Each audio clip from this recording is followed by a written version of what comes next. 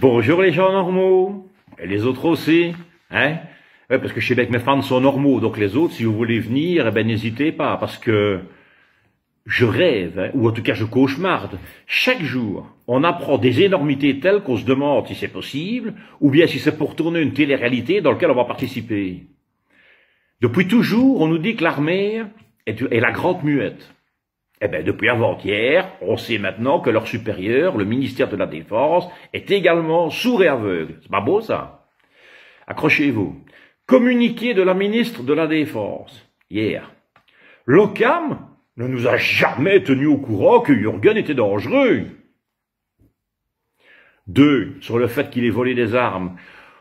Ah ben vous savez, on ne contrôle pas toujours les voitures, les voitures privées des militaires quand ils rentrent et quand ils sortent de la caserne, parce que sinon, on n'en sortirait pas, dites.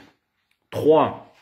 Il n'y a pas de caméra de surveillance sur le dépôt d'armes. Je recommence parce que c'est pas possible. Il n'y a pas de caméra de surveillance sur le dépôt d'armes. Mais putain, il y en a dans chaque Aldi, dans chaque magasin, dans chaque parc à conteneurs. Et l'autre, avec son air arrogant, comme chaque fois qu'un ministre se fait prendre en flagrant délit d'incompétence, elle nous confie que le stock d'armes d'une caserne de para est moins protégé qu'une bulle à verre. Et c'est responsable de la sécurité d'un pays. Alors l'OCAM, il sert à quoi?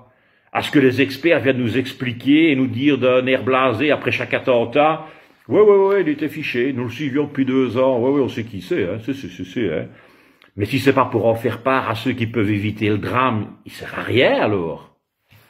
Quand un bête prof de gym ou autre, mais je vais parler de ceux que je connais, les profs de gym, arrive dans une nouvelle école, le premier jour, il discute avec ses collègues, avec la direction, pour un petit peu connaître le fonctionnement de l'école, savoir du matériel dont il dispose.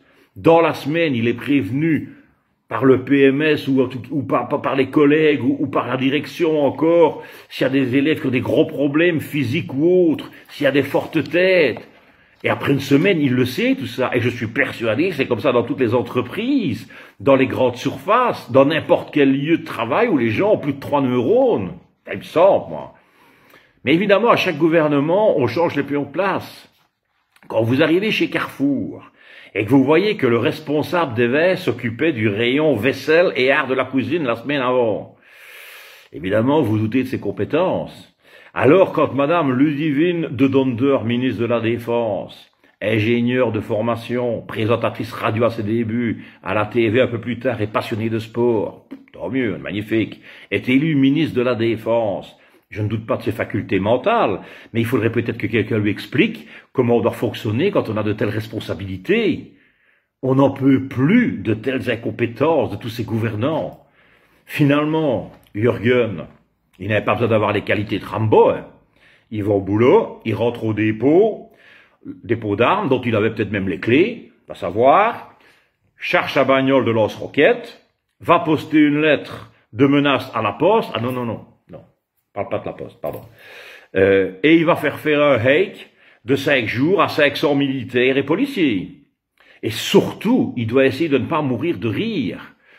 Mais ça, par contre, au niveau survie, il a montré ses compétences. Hein.